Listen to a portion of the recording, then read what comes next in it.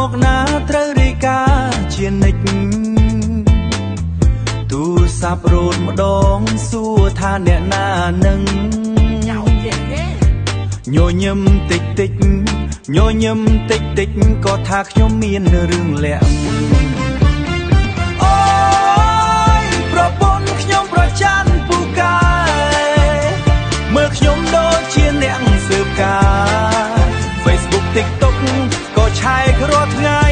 ស្រឡាញ់បែបនេះខ្ញុំភ័យតែសប្បាយទៅផ្សារម្ដងមិនអោយមើលអ្នកណាសូម្បីតែអ្នកលក់ក៏តែអ្នកលក់ក៏ត្រូវប្រយ័ត្ននិយាយជាមួយស្រីតិចតួចប៉ុណ្ណោះយប់ឡើងសួរនាំដូចតូលីកាអូ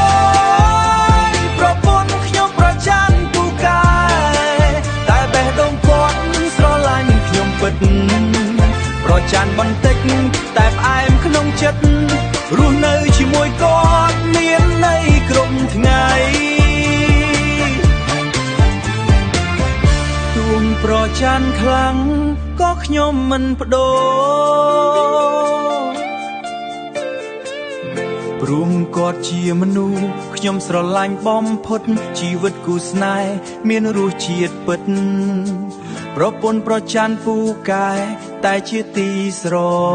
ឡាញ់